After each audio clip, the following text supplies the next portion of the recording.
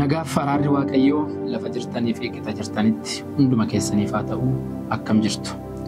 Ani obboleessi keessan har'aa sagalee Waaqayyoo kallattii kanaan akkan dubbadhuuf Waaqayyo carraa naa kenne Waaqayyo guddiseen galateeffadha. Amma ayyaanni Waaqayyoo nu gargaare sagalee Waaqayyoo wal wajjin ilaallaa. Waaqayyoon dubbii isaatiin akka nutti dubbatuuf akka jireenya keenya hojjetu akka jireenya keenya irratti waa fiduuf Waaqayyoon wal wajjin kadhanna. Ati mootii Waaqaaf lafaati. Gaarummaan kee lakkaawamee hin dhumu. Tolli kee iyyuu bara baraan jiraata. Yaa Waaqayyo abbaa keenya. Guyyaa nuu kenniteef sa'aatii nuu kennite baraaf umurii nuu kennite hundumaaf si galateeffanna. Rafnee kaanee dammaqnee kaanee araara argannee yaa Waaqayyo gooftaa fuula kee dura jiraannee akka dubbii kee dhageenyee ittiin jajjabaannuuf ittiin jiraannuuf ittiin nagaa argannuuf sagantaa kana nuuf qopheessite sa'aatii kana nuuf qopheessite karaa kana nuuf qopheessite. Kanaaf si galateeffanna maqaa Yesuus Kiristoosiin galanni ulfinni siif haa ta'u. Egaa yaa Waaqayyo gooftaa si galateeffachaan si kadha. Dubbiin kee humna hojjetu of keessaa qaba. Namni dubbii kana dhaga'e manni dubbiin kana dhaga'e yaa Waaqayyo gooftaa akka gargaaramuuf akka ati mana isaanii keessatti seenaa jijjiirtuuf akka jireenyi isaanii keessatti seenaa jijjiirtuuf maqaa ilma kee Yesuus Kiristoosiin ani si kadheera. Ayyaanni faraarri kee nu wajjin haa ta'u. Nu hubachiisi nu gargaari. Yaa Waaqayyo gooftaa fedhi kee jaalalli kee hamma dhumaatti nu wajjin haa ta'u. Maqaa Yesuus Kiristoos. Ameen. Egaa har'a sagalee Waaqayyoo kan wajjiniin ilaallu dubbii macaafa qulqulluu keessaa mata duree Waaqayyoon galateeffachuu jedhu irratti wal wajjiniin ilaalla sagalee Waaqayyoo. Waaqayyoo galateeffachuu waan jedhu irratti wal wajjiniin ilaalla. Egaa Waaqayyoon gaafa nama uume Waaqayyo gaafa nama waame galata nama hundumarraa barbaada. Akka isa galateeffannuuf nu hiike, akka isa galateeffannuuf nu waame, akka isa galateeffannuuf jireenya keenya waan gaariidhaan quubsa jechuudha. Waaqayyo galateeffachuun gaariidha. Waaqayyo galateeffachuun ulfina. Galateeffachuun murteessadha. Egaa calqaba irratti galanni Waaqayyoon afaan namootarraa mana namootarraa jireenya namootaa keessaa Waaqayyo galata hin barbaada. Waaqayyo namni galata irraa hin barbaanne hin jiru. Afaan daa'imootaa keessas Waaqayyo galata barbaada. Afaan nama jabaa keessas Waaqayyo galata barbaada. Waaqayyoon akka isa galateeffannuufi jireenya keenya keessaa aarsaa galataa hin barbaada. Egaa galanni kunumti maal inni galanni? Waaqayyoon kan nurraa barbaadu galata isa jedhame kuni maali? Galanni wanta nuuf ta'ee argineef deebisnee Waaqayyoon jajachuu Waaqayyoof beekamtii kennuu jechuudha. Galateeffachuu jechuudha. Kana naa gooteerta kuni karaa kee naa ta'eera harki kee kana naaf hojjeteera jennee Waaqayyoof deebisnee aarsaa galataa yeroo dhiyeessine yeroo itti Waaqayyo gochuu isaatiif Waaqayyo hojjechuu isaatiif yeroo itti beekamtii kenninu yeroo itti deebisnee waan Waaqayyoof malu galata keenya beekamtii keenya ulfina qabnuuf gaafa ibsinuufi galateeffannaa jedhama. Galateeffannaa jedhama. Galateeffannaan gochaa nuti ittiin Waaqa galateeffannu aktidha. Kan ittiin maal goonu Waaqa galateeffannu jechuun isa eebbisuu aarsaa dhiyeessuus ta'uu danda'a. Gochaa nuti ittiin Waaqni galateeffannu galata. Gaafa isa jajannu gaafa maqaasaa eebbisu aarsaa gaafa dhiyeessinu Waaqayyoon galateeffachuu keenya. Jajachuun keenya Waaqayyo galateeffachuu keenya. Aarsaa gaafa dhiyeessinu Waaqayyoon jajachuu keenya. Gaafa isa eebbisnu Waaqayyoon jajachuu keenya. Kunis galateeffannaan waaqummaa eenyummaa gochaa isaatiin wal qabata. Galateeffannaan callifamee waan qilleensa irratti ta'uuf miti. Waan namni nuun jedheef miti. Waan nageenye waan argine qofaaf miti. Waaqummaa isaatiif eenyummaa isaatiif gochaa isaatiin wal qabate. Eenyummaa Waaqatiin wal qabate. Aarsaan nuti dhiyeessinu waaqummaa isaatiif guddummaa isaatiif jabina isaatiif qulqullummaa isaatiif, jaalala isaatiif, araara isaatiif, fayyisuu isaatiif galateeffachuun isa kanaan wal qabata jechuudha. Galateeffannuun jechuun gochaa kanaan wal qabata.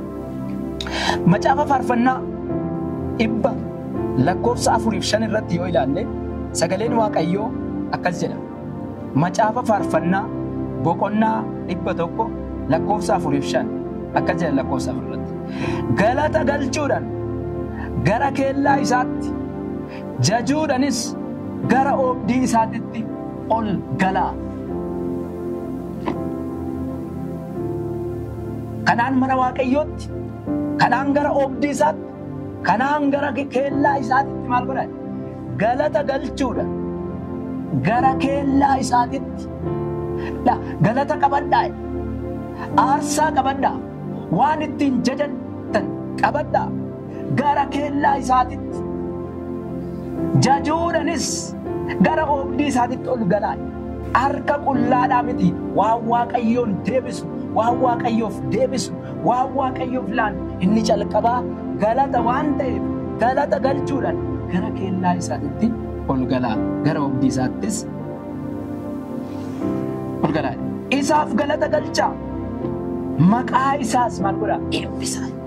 Galateeffachuu jechuun maqaa isaas eebbisuu, galata fudhatanii fuula isaa dhufuu, gara oobdii isaatti argamuun Waaqayyoon akka galateeffannu hin barbaadu. Maaliif? Waaqayyo gaariidha hoo? Gaarummaan isaas bara baraan, amanamummaan isaas dhalootaa hamma dhalootaatti achuma jira. Galanni Yesuus Kiristoos. Kanaaf galata galchuun, galateeffachuun eenyummaa isaatiin wal qabata kan jenne isa kana. Waaqayyoon gaarii waan ta'eef, Waaqayyo gaariidha hoo? Gaarummaan isaas bara baraan, amanamummaan isaas achi jira. Eenyummaan isaa kunuuti ilaalaa. Gaarummaa gaarii ta'uu isaati, amanamaa ta'uu isaati, amanamummaan isaa iyyuu kan hin sochoone, bara baraan achuma kan jiru. Amanamummaan isaa dhaloota amma dhalootatti waan ta'eef eenyummaa isaa kanaaf galata galchuun hin barbaachisa. Waaqayyoof galata qabadhaati gara oobdii isaatti koottaa. Galata jechuun inni biraa bifa waaqeffannaati. Galata jechuun bifa waaqeffannaati. Galata jechuun xiyyeeffannaa mataa ofii irraa gara gaarummaa Waaqayyootti, gara gaarummaa Waaqayyoo ilaalutti jijjiiru. Galateeffannaan gaafa Waaqayyoo galateeffannu xiyyeeffannaa keenya mataa keenya irraa kaasa. Situ kana naaf godhe, situ kana godhe, dandeettiin kee adda, dandeettiin kee cimaadha, kaleessa koo situ bareeche, kaleessa koo situ na fide. Haala har'a keessa jiru kana keessaa baafnee xiyyeeffannaa keenya kaasnee, waan har'a keessa jirrurraa kaasnee, haala har'a keessa jirrurraa baanee xiyyeeffannaa keenya, yaada keenya kaasnee gaafa Waaqayyo irra kaane Waaqayyoon galateeffachaa. Haalota irraa gaafa kaasne, sodaa keessaa gaafa baane, yaaddoo keessaa gaafa baane, gadda dhiphina keessaa baanee guddummaa Waaqayyoo gaafa jajannu Waaqayyoon galateeffatu. Waaqayyoon nurratti galateeffama. Jireenyi keenya Waaqayyoon galateeffatu. Haalota irraa gaafa ol fuudhamu, bitaa mirga keenya irraa wanna dhageenya dhiisnee waaqummaa isaa, eenyummaa isaa lala, gaarii ta'uu isaa, amanamaa ta'uu isaa, waan inni jedhe sun, kakuun inni nuu gale sun, gatiin inni nuu baase sun, amanamummaa isaas amma dhalootatti jiraachuu isaa irra gaafa xiyyeeffannaa keenya kan keenya keessaa baane, haala keessaa baane gaafa isarra keenya jireenyi keenya Waaqayyoon galateeffachuu. Guddummaa Waaqayyoota irratti akka xiyyeeffannullee galateeffannaan nu taasisa. Galateeffannaan eebba eebbifamne kaasnee gaafa namoota fuulduratti illee dhugaa baanu Waaqayyoon galateeffatu. Gaafa namoota wajjiniin walii qoodnu Waaqayyo kana godhe mana koorratti, Waaqayyo kana godhe jireenya koorratti, Waaqayyo kana naaf godhe jennee gaafa namoota wajjiniin eebba keenya hirmaannu, eebba keenya qoodnu Waaqayyoon galateeffadhu. Waaqayyoon yeroo sanatti hin galateeffatu. Waaqayyoon galateeffachuu beekamtii kennuufii keenya. Inni kana godheera, inni na oolcheera, inni na gargaareera, inni na wajjiniin ta'eera jennee eebba keenya Waaqayyoon nu lakkoofsise gaafa namoota wajjiniin qoodnu eebba galateeffannaadha. Waaqayyoon jireenya keenya keessatti hin galateeffatu. Galateeffannaan ulfeessuudha, deebisanii Waaqayyoon jedhu ulfeessuudha, kabajuudha. Galateeffannaan Waaqayyoon ulfeessuudha, kabajuudha. Kabajuudha. Jireenya keenya irratti, bara keenya irratti gaafa Waaqayyoon galateeffannu Waaqayyoon kabajnu. Gaafa Waaqayyoon kabajnu Waaqayyoon galateeffachuu. Kanaaf Waaqayyoon galateeffachuun aarsaa nuti Waaqayyoof dhiyeessinu kana jechuudha. Egaa Waaqayyoon waa'ee galataa erga amma kana kaasnee maaliif Waaqayyoo galateeffanna waan jedhu ilaalla. Maaliif barbaachise galateeffanna? Maaliif barbaachise Waaqayyoon jajanna? Maaliif barbaachise Waaqayyoof aarsaa dhiyeessina? Maaliif maaltu akka Waaqayyoon galateeffannu nu taasisa? Maaltu immoo akka Waaqayyoo irratti gungumnoo nu taasisa? Galateeffachuun maa barbaachisa? Maal yoo callisnee jiraanne? Maal yoo callisnee deemne? Maal yoo callisnee baane? Maal yoo callisnee galle? Maal yoo callisnee rafne? Maal yoo callisnee kaane? Galateeffachuun maaliif barbaachisa? Maaliif Waaqayyoo galateeffanna? Egaa galateeffannaan egaa kana ta'e maaliif akka galateeffannu ilaallaa. Maaliif galateeffannas jalatti kennaa guddaa Waaqayyo biraa karaa ayyaanaa waan fudhanneef Waaqayyo galateeffanna. Kennaa guddaa gaafa jennu kennaa madaala hin qabne, kennaa biyya lafaa keessaa hin arganne, kennaa haal dureen kamiyyuu nuu kennuu hin dandeenye, kennaa qarshiin kamiyyuu nuu kennuu hin dandeenye, karaa ayyaanaa Waaqayyo biraa waan badhaafamneef, tola waan nuu kennameef, kennaa guddaa waan fudhanneef Waaqayyo galateeffanna. Kennaa guddaan nuti Waaqayyo biraa fudhanne akka galateeffannu sababa kan ta'e, akka galateeffannu kan nu godhu, kan nu keessaa hin banne maali yoo jenne fayyuu keenya fayyina. Fayyinni biyya lafaa keessa hin jiru. Fayyinni harka namaa keessa hin jiru. Fayyinni laga kamiyyuu keessa hin jiru. Fayyinni malkaa kamiyyuu keessa hin jiru. Fayyinni kan jiru harka Waaqayyoo biraa karaa ayyaanaa tola nama isatti amaneef, nama isa simateef, nama gara isaa dhufeef, nama Waaqayyo gargaareef kan kennamu kennaa ajaa'ibaati. Wuddisitootaa isa jedhama. Kennaa ajaa'ibaa, kennaa baay'ee mi'aawaa isa. Bituudhaa gadi baanee kan hin argamu. Nurraallee dulloomee kan hin fudhatamu. Kan nurraa hin banne kennaa guddaa kan hin madaalchifamne fayyina karaa Waaqayyoo waan fudhanneef, akka fayyineef, waan fayyineef firdii jalaa waan baaneef,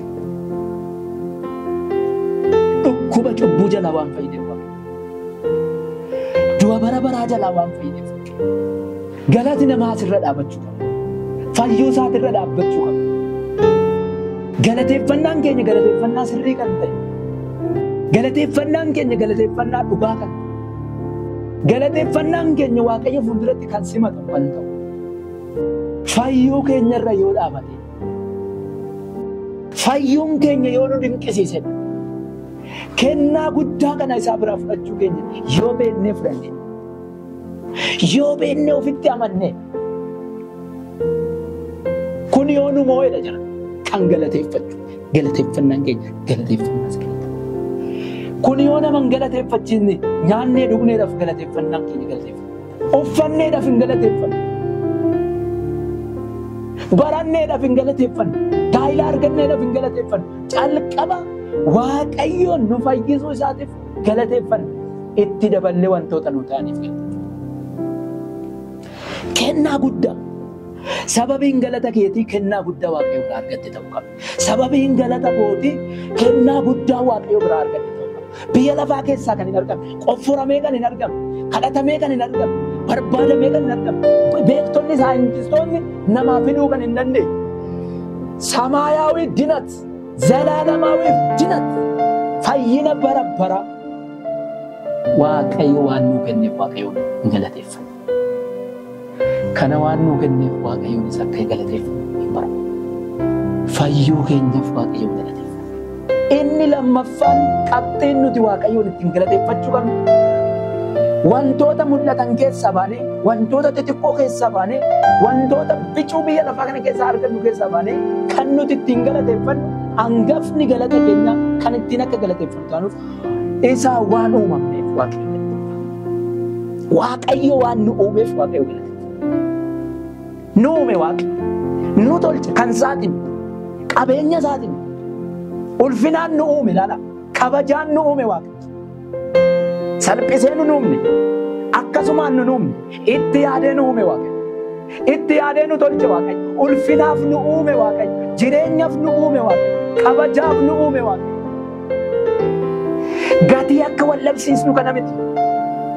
Akka jireenya keenya gatii dhabsiisne kana miti. Waaqayyo gatiidhaaf nu uume. Bushaa miti nuyi. Gaafuma uumamnu uumamni keenya uumama ulfaata. Uumama kabaja qabu. Uumama ulfina qabu. Bifa waaqaatiin akka fakkeenyummaa isaatiin eenyummaa ayyaana isaa fudhatu wajjin ulfina bara baraa wajjiniin waaqayyo nama uume.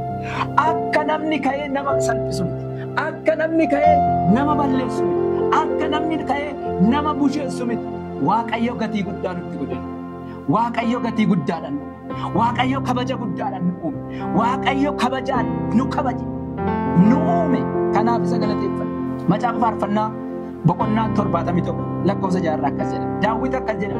Uumamuu isaa waan beekuuf. Waaqayyoon uumamuu isaa waan beekuuf. Gaafa deebisee waaqayyoon galateeffatu akkas jedha. Garaa haadha koo keessa situ na baase. Eenyumtuu keessa hin jiru. Adeemsan deemee dhufe keessa. Achi keessaa situ na baase. Situ na fide karaa kiyyarra situ jira.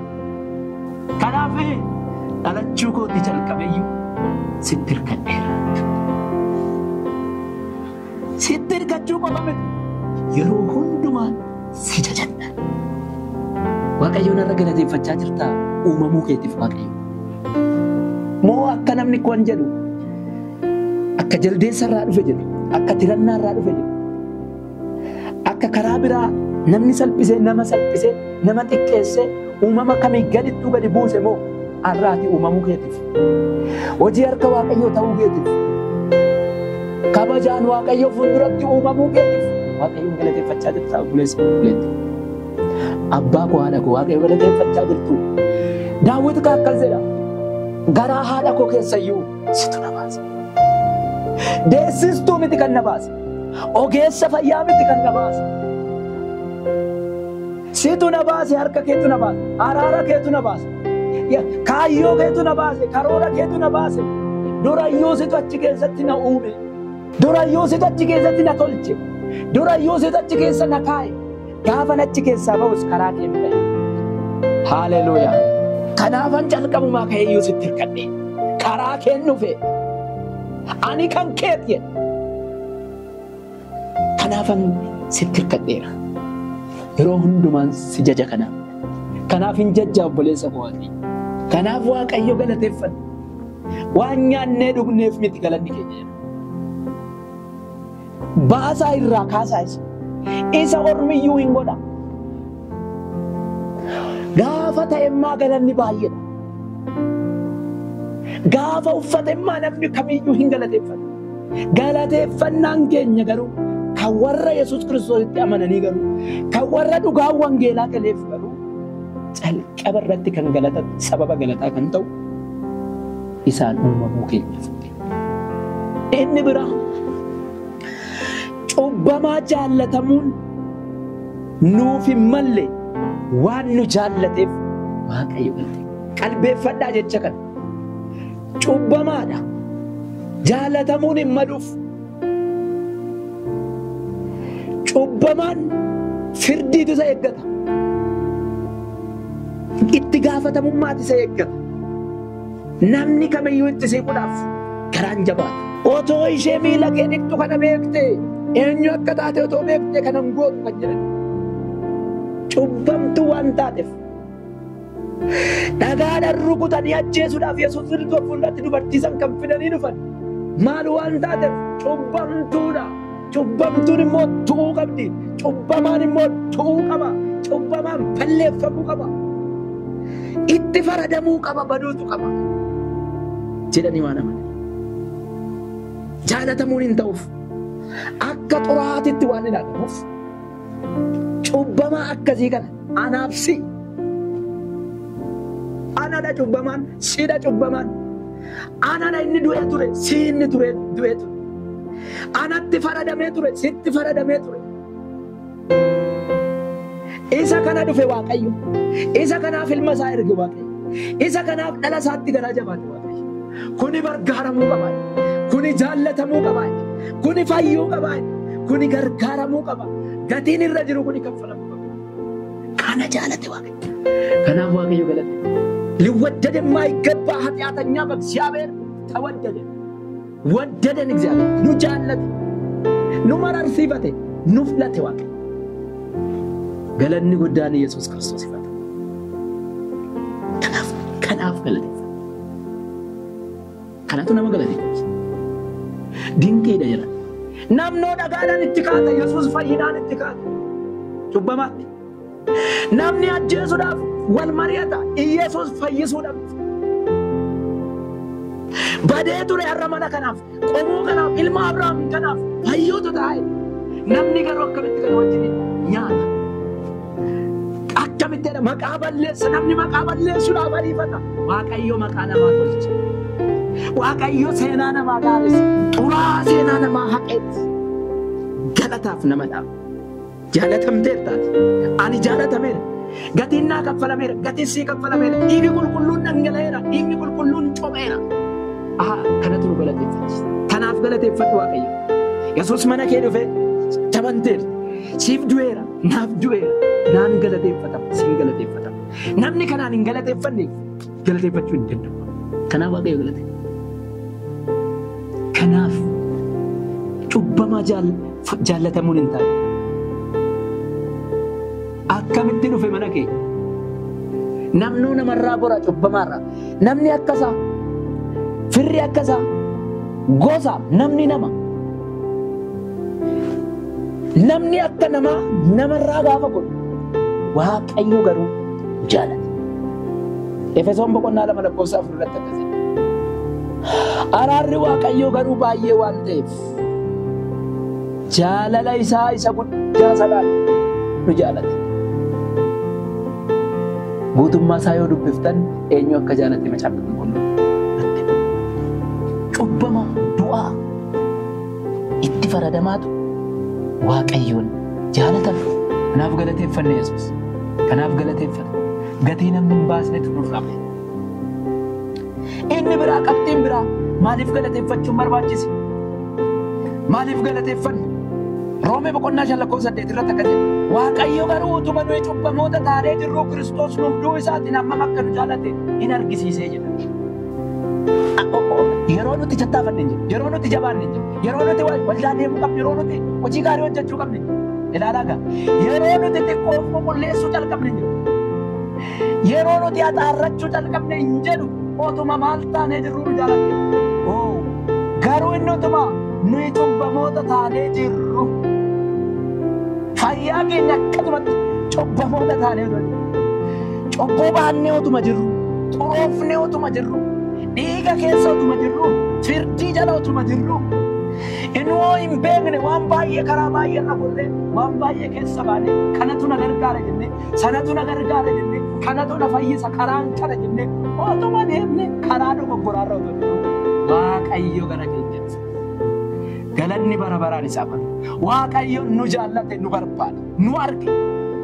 nuuf birmate otuma nu cubbamoota taanee jirru maal godhe Kiristoos nuuf du'uu isaati. Amma akka nu jaalate immoo hin lakkaa'e argite. Amma nu jaalate amma du'uusa lubbuusa amma dabarsee kenne. Amma kana nu jaalate. Birrii nuu kenne miti. Nu jaallatee nurraa nafa dhiqee deeme miti. Nu jaallatee uffata nutti jijjiiree deeme miti. Nu jaallatee mana jireenyaa nuu kennee deeme miti.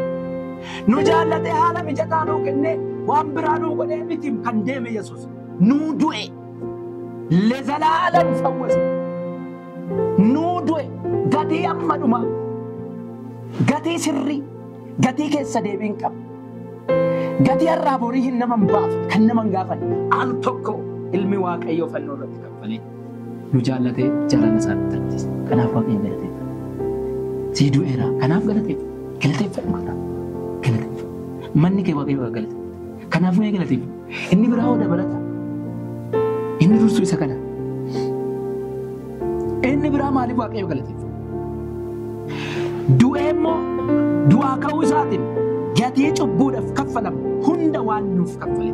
Hulluun idaachin sila kaffalalle. Waan nurraa barbaadamu gatii guddaa gatii cubbuudhaaf kaffalamu hunda isaa fuudhee maal godhe? Hin kaffale. Du'eet du'aa ka'eet kaffale kan koo kaffale fixe narra hin jiru. Namni na gaafatu hin jiru. Namni natti murteessu hin jiru. Kan keessa fixeedha waa'ee mana kee, waa'ee dhala kee, waa'ee ijoollee kee, waa'ee mana kee hunduma isaa kan sirraa barbaadamu. Du'eet du'aa ka'ee kaffalee deema. Bara baraan zaktolli ni deebi'ame. Raawwatameera bakka baafameera amma kaffalameera. Isaan amma bilisa. Ani bilisa akkam ba'u, ati bilisa akka baatu. Hin kaffale, idaa kaffale, du'ee kaffale. Doolaara kaffale miti. Cheekii nuu kenname.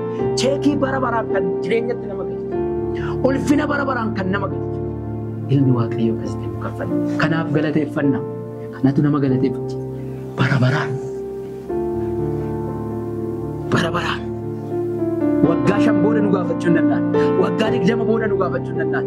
Irratti hafeedhee nu gaafachuu hin danda'u. Namni kamiyyuu abbaa kanaa nu jiru kan isaa nu godhate. Nu bite kan isaaf ta'u gatii san kaffale. Nummoo kan dhuunfaa isaa nu godhatee bara baraan nuuf kaffale. Ibroota boqonnaa 9:26 amma garuu dhuma barichaatti yeroo hundumaaf akka ta'utti ofii isaa aarsaa dhiyeessuu isaatiin cubbuu balleessuudhaaf mul'ateedha. Galanni guddaan Yesuus himaadha. Hamma dhuma barichaatti laalaagaa waggaa 5 hin jenne. Waggaa 10 hin jenne, waggaa 100 hin jenne. Hamma dhuma barichaatti dhaloota dhufuufis, dhaloota boriitiifis, dhaloota har'aatiifis, dhaloota kalee tureefis, kan ganaa dhufuufis hamma biyyi lafaa kun dhumee darbee raawwatutti oo'aa kan ta'e, humna kan qabu, expire date kan hin qabne, guyyaan isaa kan irra hin dabarre. Humni fayyisuu isaa kan gadi hin buune, humni qulqulleessuu isaa kan gadi hin dadhabne, yeroo hundumaa oo'aa kan ta'e, cubbuu kamiyyuu furmaata kan ta'e, bara baraan kan nama fayyisu, bara baraan kan nama dhaabu, aarsaa ofii isaa yeroo hundumaaf akka ta'utti ofii isaa aarsaa dhiyeessuu isaatiin cubbuu balleessuudhaaf ilmi Waaqayyoo Waaqa irraa mul'atee dhufe. Kanaaf galateeffanna. Kanatu nu galateeffachiisa. Kanatu nu galateeffachiisa. Sababiin galata keenyaa kana kennaa fayyinaat irraa fudhanne. Isaan uumame cubbamaatu isaan jaallatan. Du'ee du'aa ka'ee gatii kaffale hin fixe bilisa nu baase. Mirga jiraachuu nu kenne. Alamni keessan jira. Seexanni keessan jira. Sigaachilli keessan jira. ለኛ ለአንድና ለመጨረሻ ጊዜ ተከፍሎልን ከፍሏል ከፈለን ሂምባሲ ከነበት ከናፍ ገለቴ እሺ ዮም ዋቀዮን ገለቴ ዮም ዋቀዮን ገለቴ የሮ አከሚ ዋቀዮን ገለቴ ኤጋ ከናፍ ሰበበ ከናፍ ገለቴ ፈኒ የሮ አከሚ ዋቀዮን ገለቴ ሐላ ሁንዱማ ከሰት የሮ ሁንዱማ ዋቀዮን ላላጋ ዳቡ ከሰትስ አርገቹ ከሰትስ ቶሉ ከሰትስ በዱ ከሰትስ mijachuu keessattis mijachuun isu keessattis dhugaadha kun Galateeffannaa sirriin isa yeroo hundumaa haala hundumaa qilleensa laalleen galateeffanna. Qilleensa laallees hin boone. Qilleensa laallee hin gungumu. Oduu gaarii gaafa dhageenye hin ililchu. Oduu gaddaas gaafa dhageenye gurra hin buusu. Mataa hin buusu. Yeroo hunduma galateeffatta. Yeroo hundumaan galateeffachuu qaba. Galateeffannaan sirriin isa kana. Haala hunduma keessatti. Macaafa qulqulluu Tasalonqeessa duraa boqonnaa 5 akka jira. Waan hundumatti Waaqayyo galateeffadha.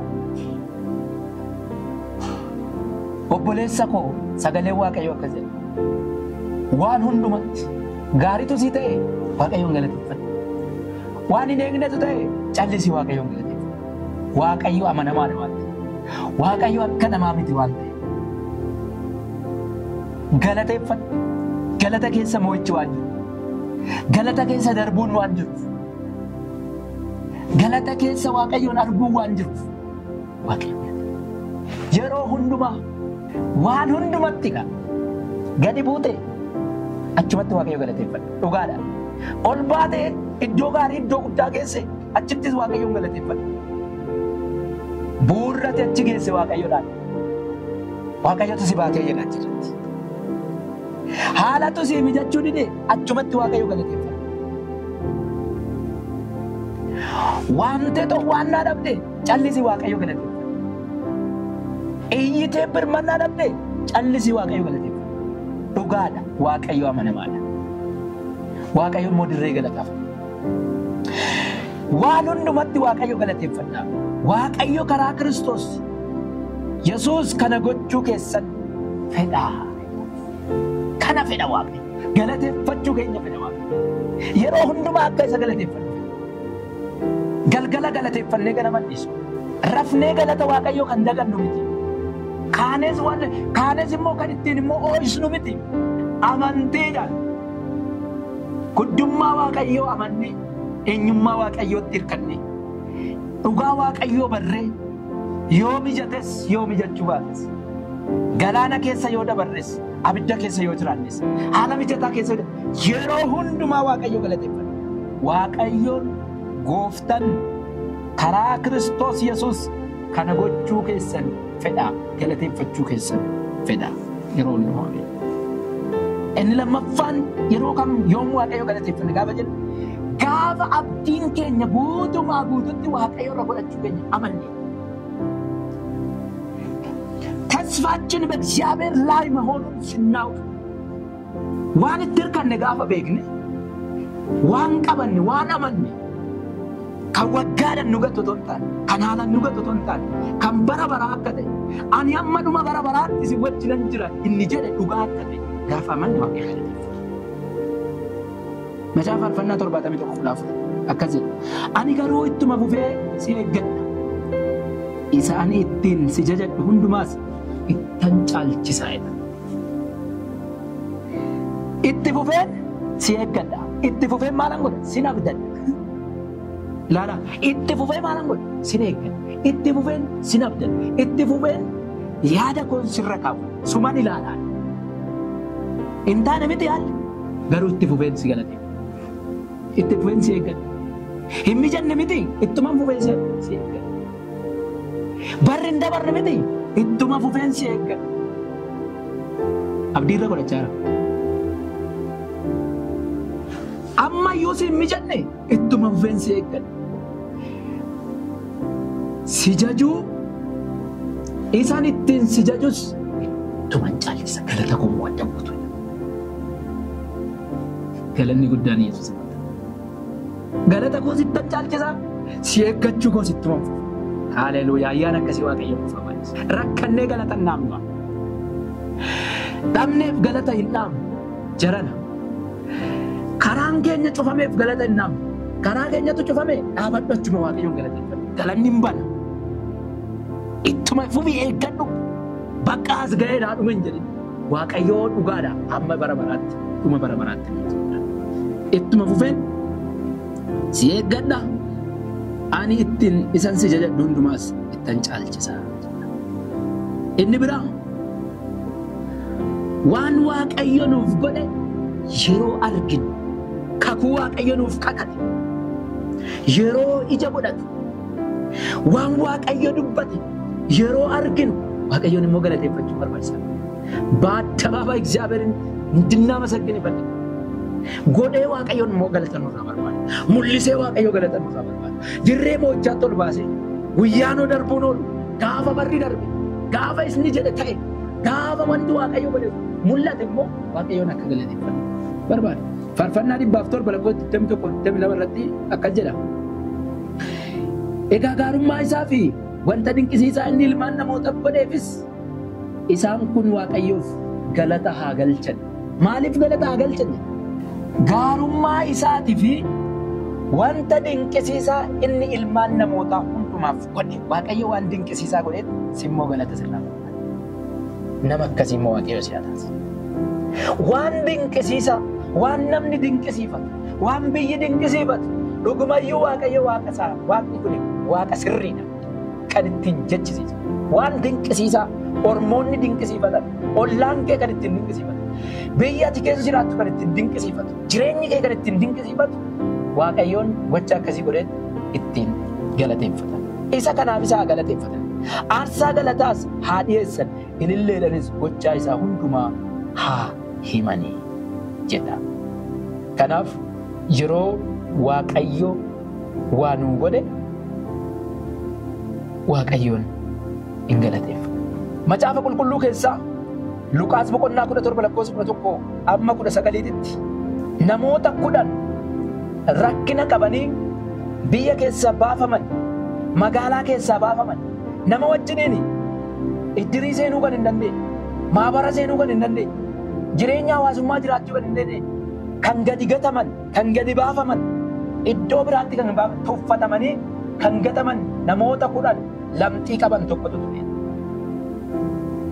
Namoonni kun already namarraa gadi baafatanii bara wayyee eegaa jiran. Tarii yoo fayyan, tarii yoo qullaan, carraa itti deebi'uu waan argataniif, carraa galuu waan argataniif namoota rakkina keessa galanii, dhukkuba keessa galanii, biyyarraa baafaman, ollaa keessaa, fira keessaa baafaman, namoota lamxiidhaan rukutaman keessa gaaf tokko Yesuusin arganii akka ta'e.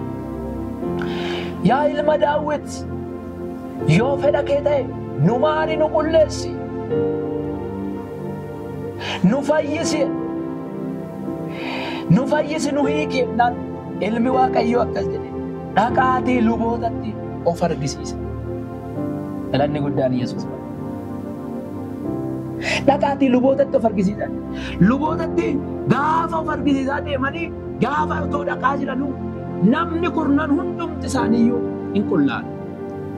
Namichi ormi Samaariyaadhaan dhufe tokko garuu fayyuusaa gaafa arge, fayyuusaa gaafa arge, hiikamuusaa gaafa arge, jechi Yesuus jedhe sun akka isa irratti hojjete gaafa arge, Waaqayyoon akka isa fayyise bara. Yesuus waan inni godhe kun akka foon mul'ate, hin mul'ate, irratti mul'ate, fayyuu inni fayyi dhaqaa of argisiisaa jedhe sun dhanna isaati irratti gaafa mul'atu, gaafa argu hin nanne jara biratti warra dhugaa ba'uu hin nanne, namoota irraa rikogneeshinii beekamtii fudhachuu hin nanne, calqaba as deebi'ee gara Yesuus deebi'ee raawwate fuula Waaqayyootti kufee okkubaa Waaqayyoof dhiyeesse, galata Waaqayyoof galche. Nama akkasii Waaqayyoon laata. Nama 10tu fudhate, namni 9 achumaan deeman, namni 10 deebi'ee dhufee raawwate. An fayyoo nama 10 isa orma kanarraa kan hafe jarri hoo'eessa hin fayyine ture. Fayyuu isaatiif dhufee Waaqayyo galate. Gaafa wanti Waaqayyo dubbate, gaafa wanti Waaqayyo dubbate mana kee irratti ta'e Waaqayyo galateeffadhu. Callistee hin taa'in addabaabayitti bahi Waaqayyo galateeffadhu. Dhaqii Waaqayyoof aarsaa galataa dhiyeessi. Mana kee keessatti Waaqayyo galata dhiyeessi. Gaafa deemtu Waaqayyo galata dhiyeessi. Waan inni si godheef, waan inni si gargaare Waaqayyoon galateeffadhu. Yeroo akkasii Waaqayyoon galateeffadhu. Isa dhageenya Waaqayyo nuuf haa eebbisu. Nama galataas nu haa taasisu. Ameen.